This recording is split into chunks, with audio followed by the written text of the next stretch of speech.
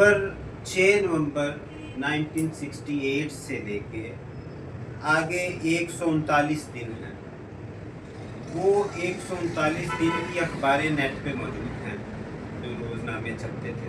آپ وہ پڑھیں تو وہ کیا تھے کہ اس میں ساری کی ساری فیکٹریاں بند ہیں، مزدور نے ہڑتال کر دی ہے، طالب علم جو ہیں وہ سڑکوں پہ آ گئے ہیں، شہر آ گئے ہیں، محلے آ گئے ہیں.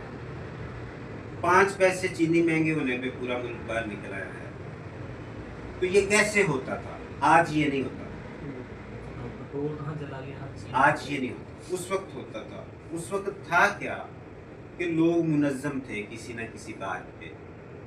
طلبہ یونین بنتی تھی باقاعدہ. طلبہ یونین جو آپ لوگوں نے دیکھی ہے کہ یہ جمعیت ہے، یہ ایم ایس ایف ہے، یہ نہیں ہے یونین.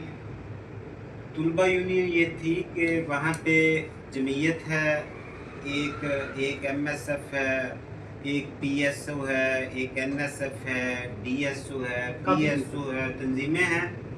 یہ اپنے اپنے کینڈیڈیٹ کھڑی کر دیتی ہیں صدر کی سیٹ پہ، جنرل سیکرٹری کی سیٹ پہ. کالج جو ہے، یونیورسٹی جو ہے، وہ ان کا آپس میں الیکشن کرواتی ہے.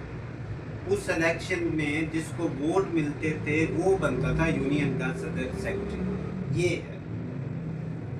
اچھا، اس میں اسٹوڈنٹ منظم تھے، اور منظم جو لوگ ہوتے ہیں ایک تو ان کو وہ خوف نہیں ہوتا، وہ آپس میں بات کرتے ہیں، ان میں وہ گھٹن نہیں ہوتی، ان میں وہ آ جاتے ہیں سڑکوں پہ. ہمیشہ سوسائٹی کا منظم سیگمنٹ آتا ہے.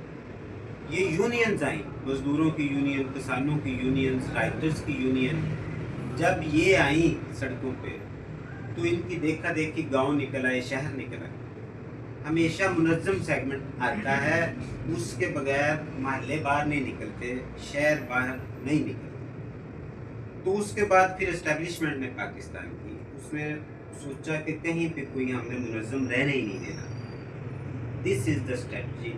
آج تک یونینز پہ پابندی ہے. آج آپ یہ دیکھیں کہ یہ جو پی ٹی آئی والے ہیں، ان کو 14 اگست پہ ریلیاں نہیں نکالنے دی. یہ ہے کہ کسی بھی طرح سے منظم نہیں ہونے دینا.